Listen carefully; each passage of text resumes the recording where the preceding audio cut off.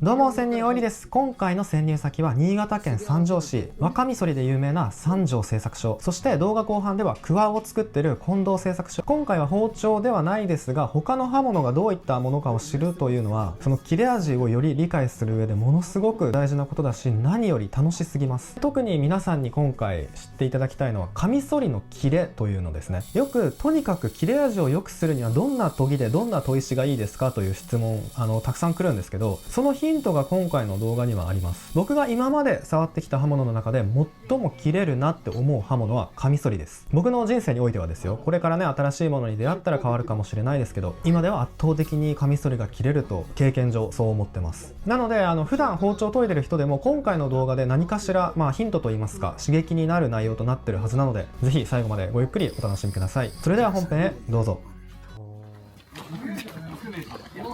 藤本さんだ。こんにちは。こんにちは。美味しいですね。美味しいです。その有効活用で。砥石だ。終わった砥石。終わったものがこういう。何気に。面白い。ちょっと中の方詰めてお入りください。これはすごい。お邪魔します。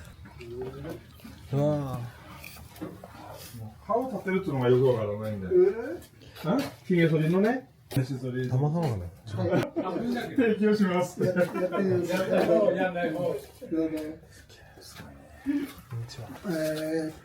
主に日本ガミソリ、我がみそりって言われる日本ガミソリを中心に作っております。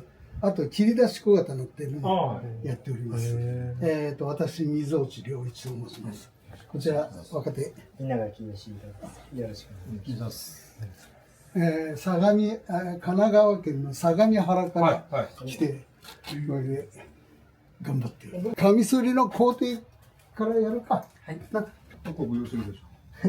そうです。岩崎さんいた頃は昔は石の説明から今回はちょっとまず工程から喋らせていただきたいと思います。でこれが母材になる鉄ですね。で、まずこの鉄を、地金作りといって火で赤めまして、形をある程度作ります。でこの刃の方はちょっと薄く、峰は厚くして、でこの状態になってから次に鋼付けという作業を行います。で鋼付けはですね、この母材の鉄に、この単節材っていう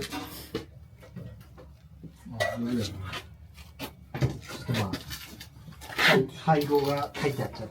これは放酸と鉄ですね。鉄粉。酸化鉄ですね。それが混ざった粉になります。で、これを、母材にかけまして、ある程度軽く熱しまして、で、母材にかけます。で、その上に、鋼。これうちの1丁分の鋼になるんですけども、これで乗せて炉の中に入れます。で炉の中で約1000度ぐらいまで温めますと、この単節材が溶けますので、その溶けた時に、取り出しまして、素早く叩くと酸化鉄が全部外に出て、このようにくっつきます。すごい。これでも完全に取れない状態になります。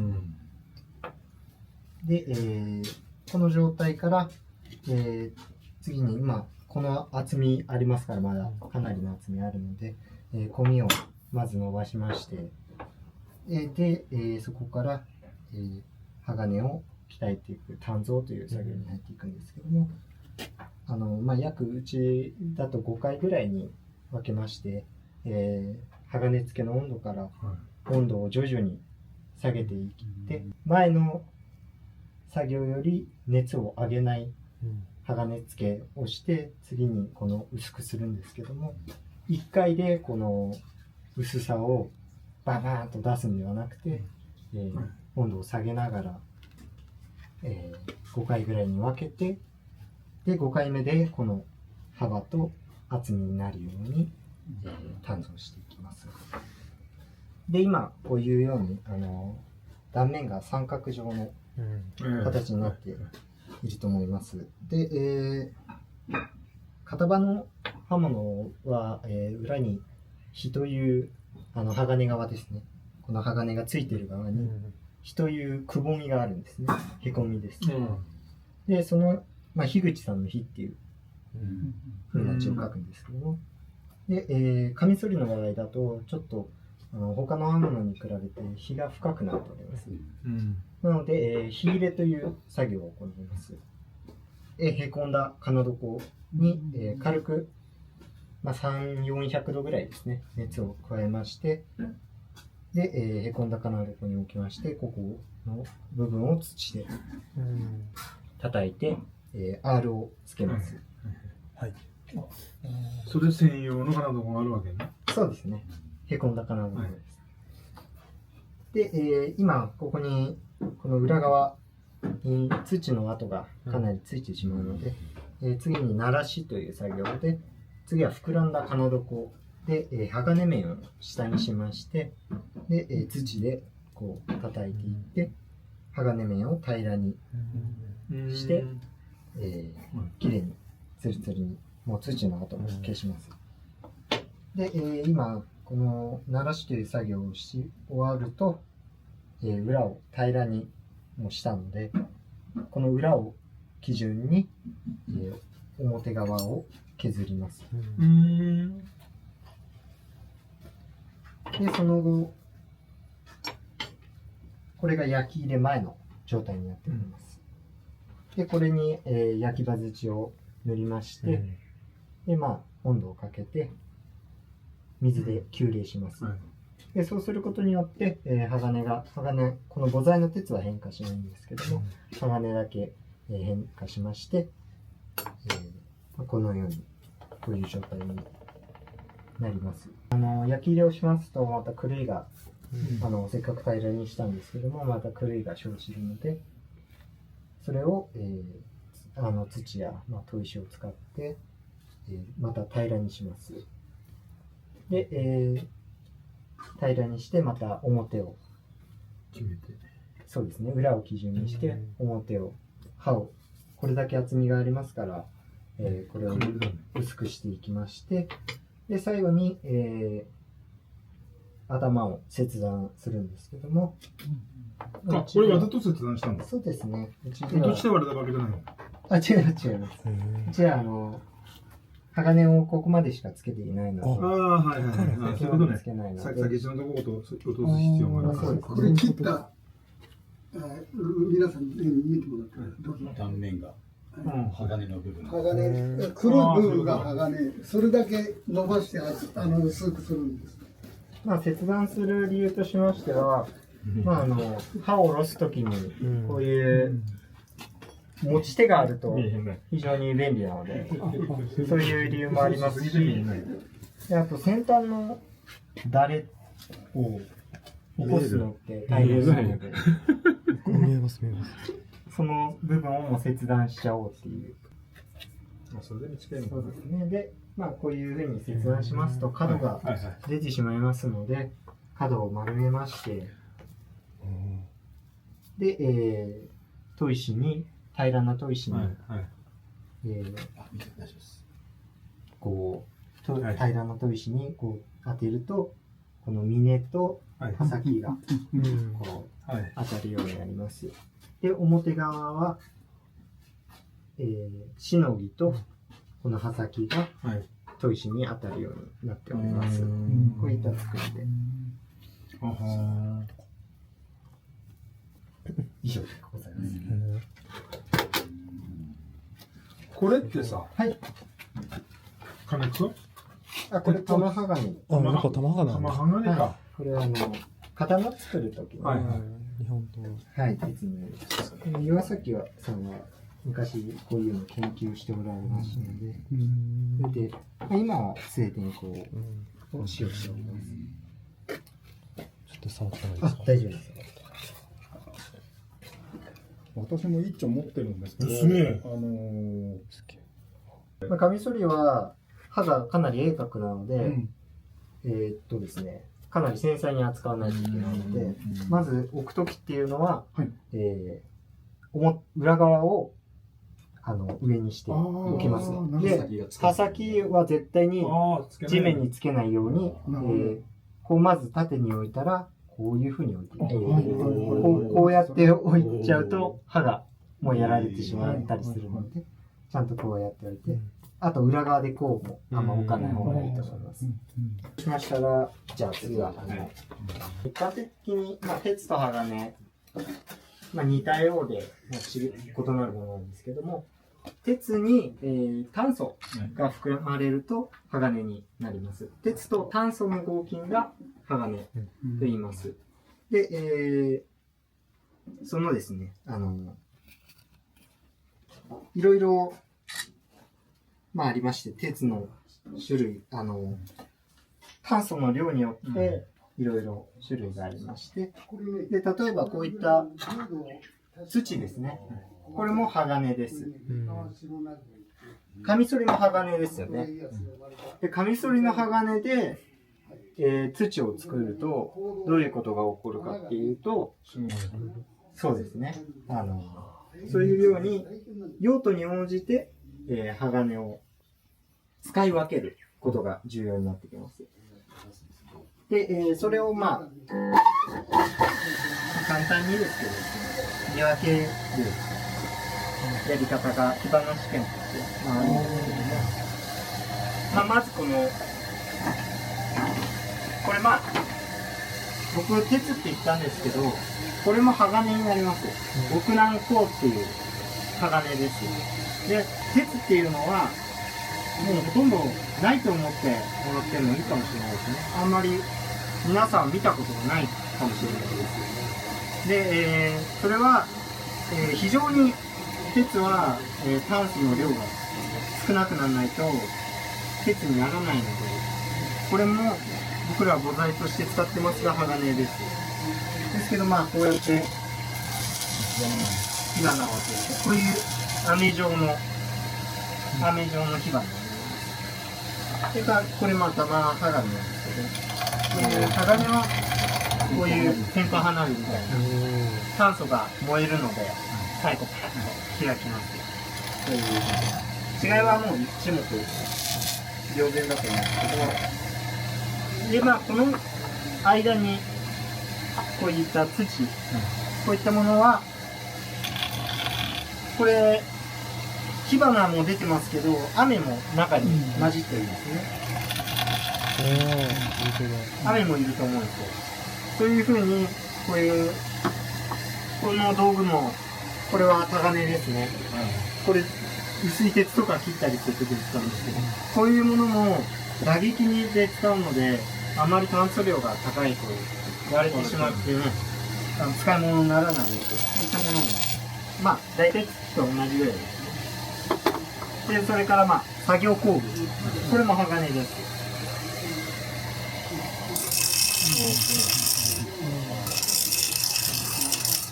これ当て方とかによって、形とかによって違いがね、あれなんで難しいですけど、土よりはちょっと多くなったのかなと思います。で、こういうのはカーボン量の高いものです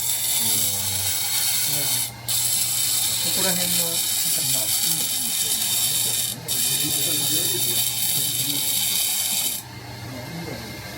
で、次にこれは鉄を切る道具です。そうですね。で、こういったものは、熱に摩擦熱がかかるんですね。製作しているときに。で、そういったときに熱が加わると、普通の鋼だともう200度ぐらい、熱が加わるとどんどん焼きが硬さが落ちていってしまうんですが、こういったものはそういう摩擦熱がかかっても硬さが落ちにくくなっています。で、そういったのは、鉄と炭素プラスいろんなそうですね、いろんなあれが入ってます。で、こういったものはこういう鉄と比べて、ちょっと赤っぽい。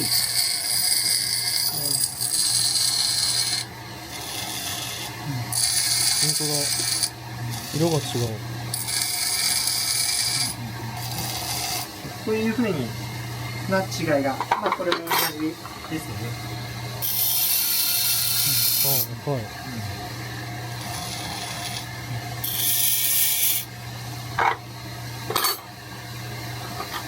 で、まあこれが鋳物です。鋳物だと、炭素量が 2.1% 以上で、のものです。で、これはこういった。これ鋼ともね、またちょっと違った。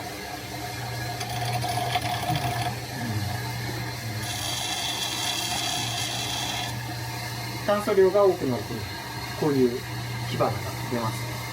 で、鋳鉄なのは、溶かして流し込むので、こう 2.1 ぐらいになると、お湯になる、溶ける温度が低くなっていくので、低くなるので、なので、流しやすい、流し込んで、きれいに全体に回りやすくなります。で、こういったように、まあ、ある程度の火花を見ることで、こんぐらいの、これ鉄か鋼かぐらいかでもわかりますし、これ中鉄かなとか、まあ、これ結構炭素量多いのかなとか、そういうのを、こういった火花視点で見ることができます。以上です。ありがとうございます。カミソリの頭になります。明日合体してるやつを、これは鉄の部分です。これが鋼の部分。こういう風に鋼が出るまで削ってもらわなきゃならない。はい。だから火花見ると、明日仕事するときに、これで鋼が出てるなっていうのは分かりますから、はい。簡単に分かるんですよ。なんかやつかなんか巻いてますよ。巻く職人さんはまた別になってはいはいはい。巻く方、自分で巻くんです。結構。そういう方もいるんです。はいはい。材料はこの辺で売ってますか？自分も糖というね、そうなんですね。あれ、この辺の草ですね。じゃあ、カミソリの、実際我々は、いわゆる工場でできた状態ですと、お客様が満足できないんです。っていうのは、切れないんです。工場でできた、いい加減の刃はついてるんですが、それでは、切れないんです。それで、一応お客様が、使えるような状態に、うち全部、一本ずつ全部やるんです。はい。それで今これをやります。で、これはね、いわゆる京都で取れる、本山って、小本山ってやつです。はい、はい。非常にけんまりこうあって、それでなおかつ細かいんです。で、これが、三河白名倉って言って、まあ、要するに徳川家康の生まれたところです。はい。これね、ほぼ研磨剤としては、細かいのは似てるんですが、これ柔らかいんです。で、硬いところに、すり合わせると降りてきます。こういうふうに。はい。これで、いわゆる、硬い砥石の上に単に研ぐよりも、ちょっとこれをこう、これをやると、石鹸水を撒いたような感じで、非常に滑らかに滑りやすくなって、仕事が楽なんです。もう一度教えてもらっていいですか？はい、どうぞ。石が京都の小本山、中山っていうね、丸か小本山って言い方します。で、上がこれが三河の白名倉っていう。三河の白名倉。はい。三河地方っていうのありますよね。はい。それで、一応、こういうふうに、砥石に馴染むように、ちっと、やってもらいます。こうやってるうちにもうほら、ちょっと、液が黒くなってきます。これもう溶けてるんです。少しずつ溶けてるんです。で、こういう状態で馴染んだところで、今度私らは8の字研ぎって言います。これ8をで書いてるんで。はい。帰りよってことね。これ両方から刃をつけてます。はい。だから一般の方は両手でこうやる方が多いです。反対にこう。はい。でも私らは、力入れない方がいいので、片手で、こういう。はい。これあんまり力入らないんです。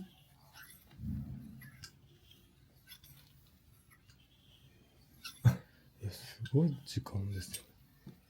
一回一回切り返さないといけないですよね。これ8の字ですから、はい。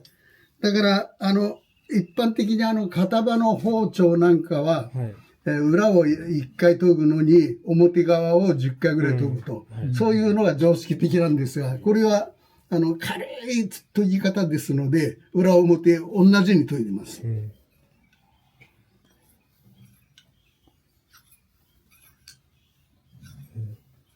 刃に向かって進んでるのもなんか意味があるんですか？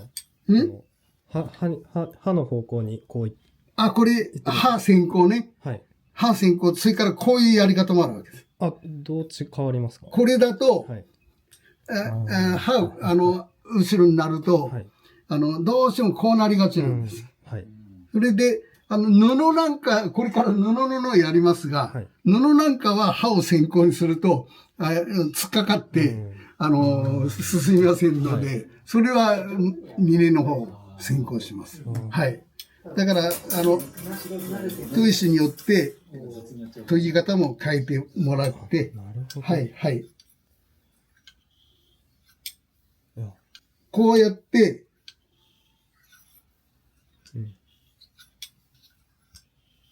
どの程度研げたかっていうのはちょっとわかりませんので、確認します。顕微鏡みたい。昔は顕微鏡は本当の細かいね、300倍、400倍の顕微鏡を使ったんですが、目が疲れてダメなんです。とってもじゃないね。これ、1回だいたい私ら、ワンロット25本ぐらい、1日かけて研ぐんです。でも、目が疲れてね、なんで、この程度の拡大鏡で、見させてもらってます。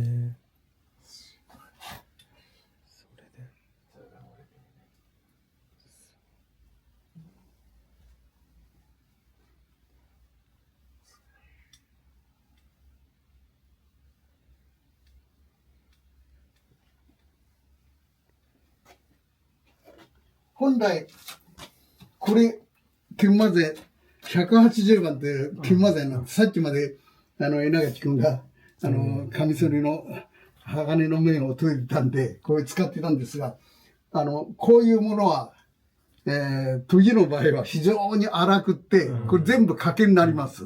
ですから、こういうものがあるところでは、我々普段やらないんです。で、うちはもう事務所行って、やるんですが、今日は皆さんあちこち行ってもらうわけにいかないんで、こういう粗いところでもやりましたけども、こういう状態でだいたい研げたっていうことで、今度は、これダイヤモンドペースト。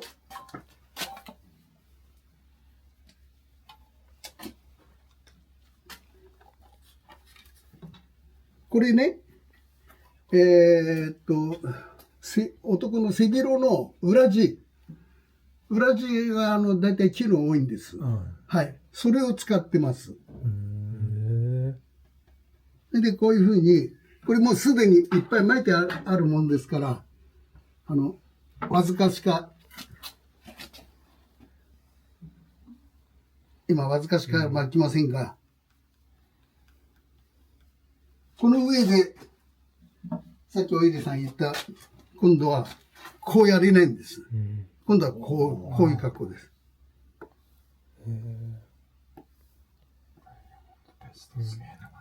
何番ぐらいのダイヤモンドペーストですか？ 1ミクロン、1ミクロン。 1ミクロン。はい。全然わかんね1万4000番って書いてある。え。は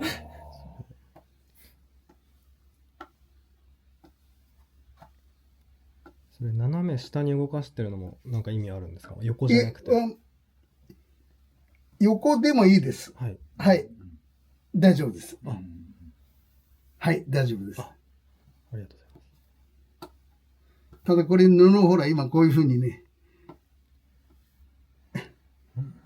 膨らんできたりするんです、これ。土台は何なんですか？そう、僕も気になりました。土台なんですか？土台、木ですよ、これ。あ、木。木なんですね。木に。太油のゴムスポンジ。太油のゴムを、ゴム板を置いて、で、そこからこれが、これ木です。木に布をかぶして、その前に今、稲垣君言ったように、厚い、薄い、硬いスポンジっていうのがあるんです。それ、太油性のね、油に強いやつをやると、負けませんので、そういうのを敷いて、その上に、背広の裏地をやるんです。で、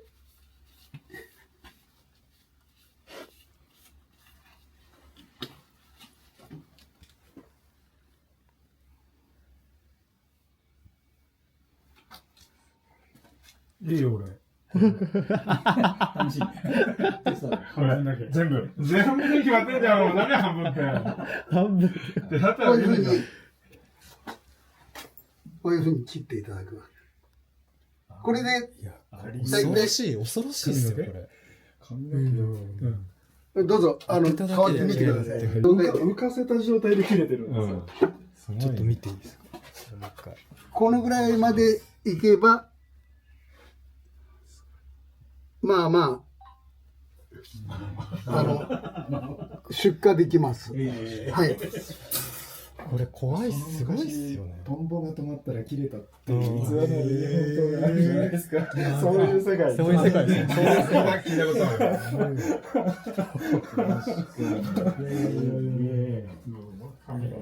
これって中山終わりだったらこれできないんですか？いいんです。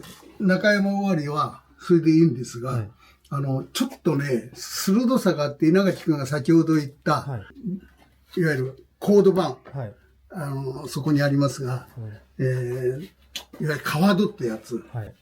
そうすると、ちゃんと手でしないとね。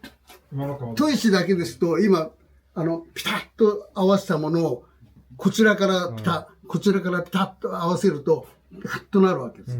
で、これは、ちょっと山のとんがりが強いんです。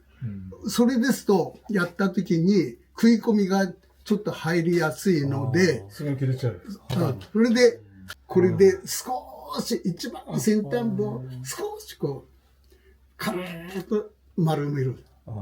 そうすると、当たりが非常に柔らかくって、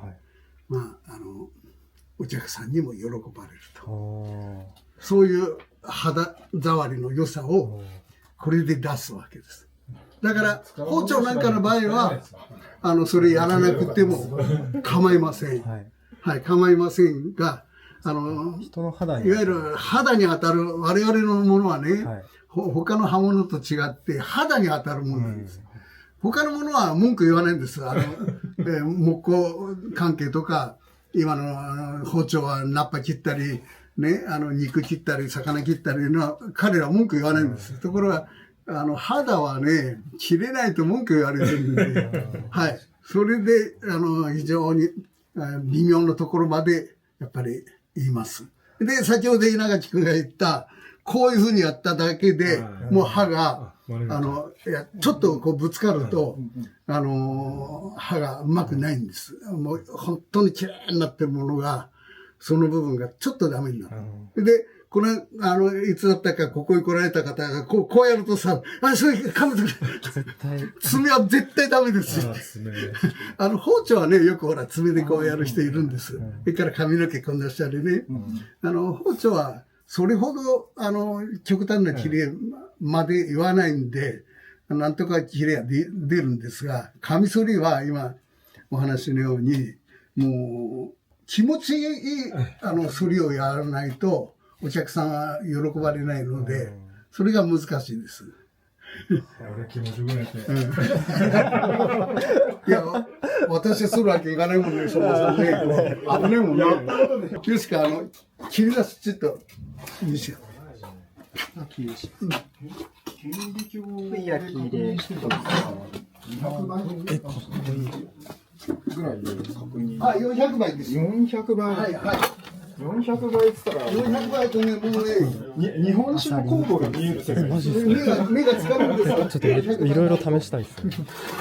それで見て、通常の刃物、要は包丁とかって、そのぐらいの顕微鏡で見ると、ノコギリレバーみたいになってるんですけど、いやいや、それ、今あなたはね、まだそういうのが強くって、ノコギリ状はダメなんです。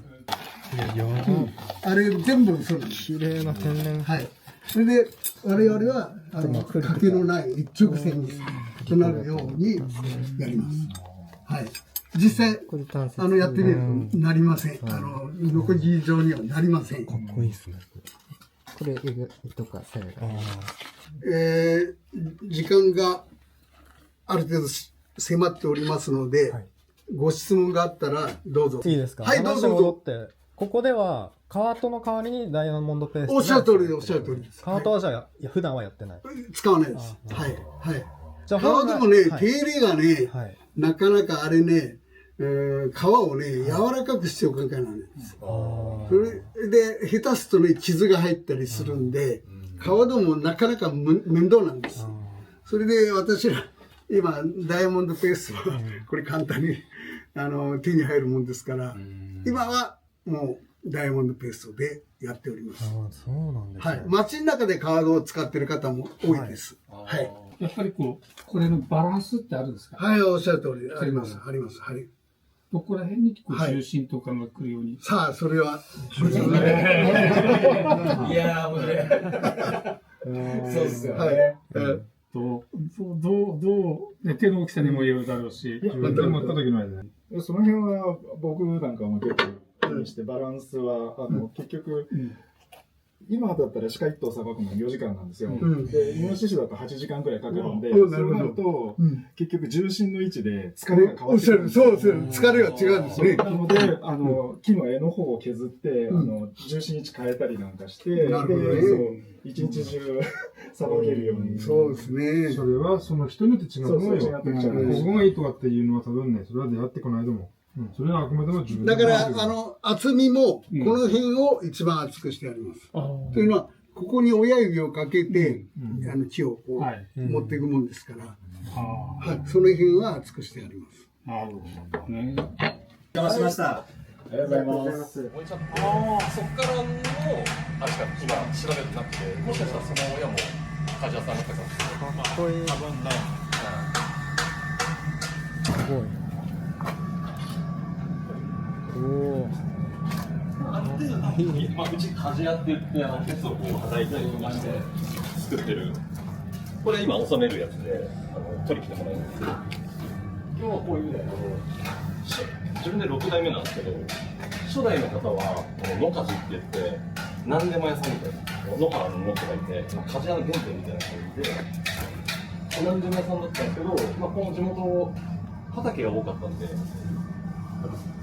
農業が盛んだったり、桑を作る需要が多かったんで、なんか2代目ぐらいから結構こういう桑を作り出して、で、全国各地の桑を作るようになったっていうのが、うちの始まりなんですよね。一番最初に始まったのは、もともとその鉄なんてない時代は木槌で砕いて使ってた。で、そこから鉄っていう材料ができた時は、こういう、こういうフログアって言ってるんですけど、これが桑の原型って言われてて、なんで鉄の貴重だったんで、木の部分が多いんですよ。で、こういうのに1枚でこう割って、ここに木を差し込む。すげえな。そっちの方がめんどくさくねえか。そうなんです。ただ、その当時プレスもない、その大昔ですよ。なんで多分考えるためにこういうやり方。で、今はそういう機械化がどんどん進んでるんで、形がこれだけ作れるようになった。僕、神奈川県から長野の諏訪に引っ越した時に、諏訪ですごい苦労したのが、ここの角度なんですよ。諏訪の桑ってものすごい寝てて、大体こういう感じ。そうそう。で、神奈川の桑はもうちょっとこう立ってる感じなんですけど、その潮向けっていうのはなんかあるんじゃないですか。こう何かこれはどこのとかって。一応あるっすよ。教えていただいてもいいですか。こう秋田郡はこれ山形、これも山形。これがまあ名前が大正郡って言うんですけど、福島とかその辺の。からずっと北からこう南みたいな。これ信州郡。はいはいはいはい。大体長野県ってこういう丸いやつなんですよ。だからもう斜面用なんでこんなきついんですよ。山の斜面で使うのはちょうどいいんですけど、真っ平らな畑だとすごい使い寝てるとやりにくいですよ。こんな視線になっちゃって、そうどうにもならなかったんですよね。これなんかは斜面で山形の山が斜面でやるんで、これめっちゃ角度ついてるんですよ。で絵が短いです。4月なんですか。こういうなんか、じゃあなんでこんな形なんだっていうと、やっぱりさっき言った野鍛冶っていうのが昔全国各地にいて、その近所の人がこう、例えば今言われたようにこうもっと角度が出てる方がいいっていうのがどんどん浸透して、でも今はやっぱネット社会になったんで、他の各地のやつ見れるんですよ。昔は知らなかったんで、それが当たり前だと思って使ってたんですよ。でそれが今ネットになったんで、自分はさっきのようにこういう形がいいとかって言って、ネットで見て買われるんで、あんまりそんなにじゃあ違いがなくなってきたんです。ただあと板厚が厚いとか、イコールそれ重いとかで、重いのが嫌だとか、その軽い方がいいとかっていうのは個人の自由。さっきの昔の鉄の方がいいって理由は鍛えてるからですか？いやもう素材自体が違うんですよ。俺も大昔いないと分かんないんだけど、今ってもういろんな成分入れてこう、鉄を溶かして固めてとかしてるんだけど、やっぱり今いろんな成分が不純物が入ってる。昔の方がプラス今言われたみたいに、昔の鉄っていうとさっき言った鉄貴重だったし、あれなんですけど、最初ね枠木って言って釘、枠木から始まってるっていうか、であれが今の神社とか古いお寺とかに使ってるんですけど、その神社壊すってなると鉄が出てくるんですよ。それみんなまた取り合いになって、それまた溶かしてまたそれを使うっていう。叩けば叩くほど中の不純物が飛んで、純鉄っていう感じがいい鉄です。なるほど、ありがとうございます。すごいね。上すごいっすね。すげえです。これかっこいい。すごいクラスちゃんとしてますよね。地元にある中学校を移築したんですよ。あ、そう。好きなもんですよ。あ、すごい。これで園芸のちょっと工夫が参加に足元でね、誰もあれはなんでですね。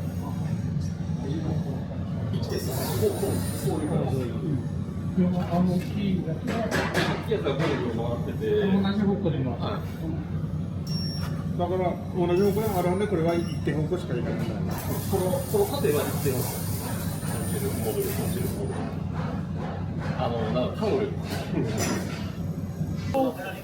両方で接してるんじゃないんだ。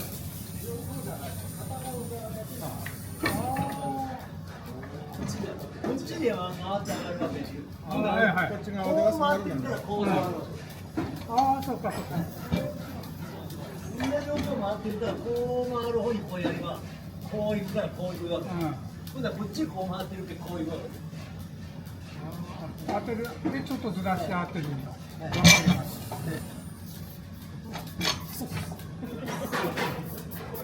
両側で接してるんじゃない。ここが一番大事なその焼き入れっていう作業の場所で、さっき中見てたと鋼っていうものをより硬くするための作業なんですよ。火をつけると大体これ800度ぐらいに赤くなったところに品物を入れて一気に冷やす。これが冷やす今の焼き入れ用のうち油専用の油。冷やし方いろいろあるんですよ。水で冷やしたり、油で冷やしたんですけど、鋼って硬いイコール、脆い、荒れやすいんで、クワってやっぱりこう、畑の中にこう、石とか硬いものがあるんで、硬いもの同士がぶつかると、欠けちゃうんですよ。これでクワって刃がするんです。なんで、水だと冷たいんですよ。なので、より硬くなっちゃうんで、焼き油、特製の油だと、水よりもちょっと温度が高いんで、急激に冷やされない。あんまり硬くならない。当然硬いんだけど、その水よりも硬くならない。木くずみたいなものはこれは木くず、油ピトピトになってるんで、はい、油をこう落とすって言って、火の中入れて油を落とす。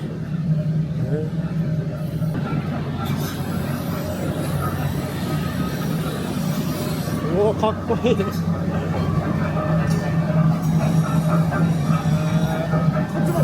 校舎の昔、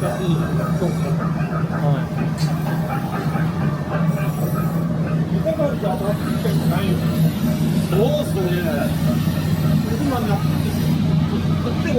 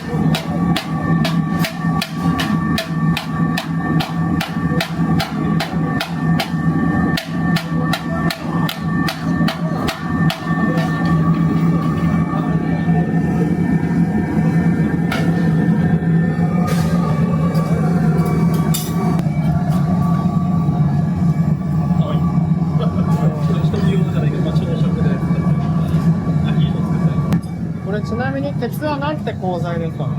SK とかSK じゃなくて、SS400。SS400。普通の鉄材。よく使われるやつ。うちだけじゃなくて、一般的によく使われるのが SS400。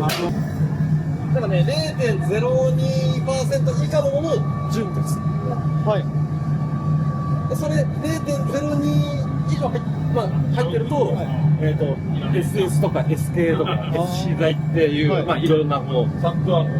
要は鋼っていう部類に入ってくる。はい、ということでいかがだったでしょうか。今流れてる動画は諏訪田製作所というニッパー爪切りで有名な会社ですね。ここももう超すごかったです。この諏訪田さんはまた別日に改めて撮影しに行く予定ですので、ご紹介までもうしばらくお待ちください。はい、ってことで冒頭でお話しさせていただいた、とにかく切れ味を良くするためにはどんな研ぎでどんな砥石がいいですかという質問に対して、触れただけでポトンと髪の毛が切れるような切れ味、これに包丁研ぎも近づければ切れ味はもちろん良くなりますよね。改めて言うと、僕が今まで触ってきた刃物の中で最も切れるなって思う刃物はカミソリです。もうゾクッとするほどに切れます。しかしその研ぎ方、切れを食材相手、まな板相手の包丁という刃物でやってしまうと、それは違います。刃先が薄すぎるので、すぐに刃が落ちて使い物にならないと言ってもいいぐらい使えないです。どんな刃物でもその用途に合った刃角、刃付け、峰厚とかねの形状をしてるので、その包丁には包丁に合った刃付けがあります。このあたりは僕がね以前動画にした内容で詳しく解説してるので、ぜひ見てみてください。本当にね、研ぎだけしてる人ってもう良かれと思って薄くしすぎたりとか、形をね修正したりとかする方いるんですけど、そうではないという内容ですね。ぜひご覧ください。で、今回僕がこの動画を通して何が言いたいかっていうと、その包丁以外の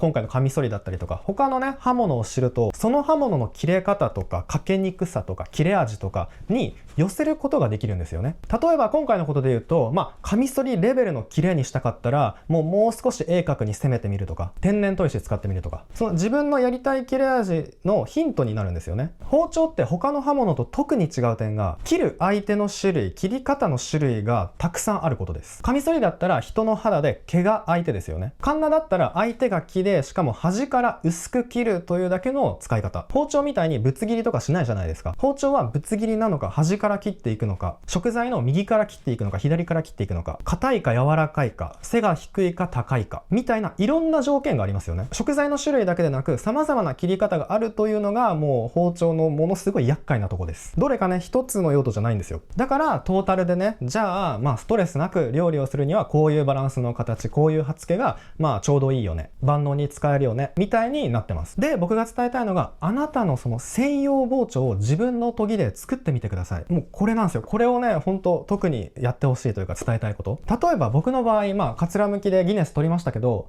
その時のその包丁というのは、本当に大根のみ、しかもとにかく薄く切りたい。あと3時間剥き続けても切れ味が落ちないように、もう本当研究に研究を重ねた刃付けなんですね。正直その包丁でもまな板に触れるとかはもう絶対 NG です。もう脆すぎるので、もう空中でしか作業しちゃダメだし、もうしかも大根よりも硬いものは切っちゃダメです。そういう包丁に僕はしてるんですね。一般の人はね、そういうのを求めてないと思います。求めてないので必要ないかもしれないんですけど、そこが楽しいんですよ。そこにこだわるのが楽しいんですよ。もうそれ専用の包丁を作ってしまう。僕の視聴者であればね、分かってくれると思います。そういうのをね、こだわるのがもうただただ楽しいし、時にはね、ギネスを取れるような、歴史を作れるかもしれないです。包丁研ぎ、ぜひ楽しんでください。はい。ってことで終わろうと思うんですけど、最後にいつもながら新潟のグルメを紹介させてください。新潟来てもう1ヶ月ちょい経ちましたが、やっぱ聞いてった話の通り、ラーメンがうまいですね。もうラーメン屋が多いです。はい。で、今回は長岡市が発祥の生姜醤油ラーメンを食べてきました。水沢というお店で、燕三条駅から徒歩10分のとこにあります。先に言っておくと、もう本当にこのラーメンは美味しかった。もう僕は大好きなラーメンです。もう何度もリピートしたいなと思いました。生姜醤油というだけにちゃんと生姜の香りがしっかりします。ただそれも強すぎず弱すぎずの絶妙なバランスなんですよね。あと新潟のラーメンの特徴なのか、何店舗か行きましたけど、新潟って結構太麺が多いかもしれないですね。今まで5軒ぐらい行きましたけど、なんか皆さん太麺でした。ちょっとねまだわかんないのでこれからも食べ続けようと思います。はい。ということでこの水沢駅から徒歩で行けるっていうのは本当にこの辺りからしたらもう超ありがたいことですので、ぜひ行かれてみてください。はい。では終わります。今回の動画少しでもいいなと思っていただきましたら、ぜひグッドボタンとチャンネル登録よろしくお願いします。それではまた次の動画でお会いしましょう。ありがとうございました。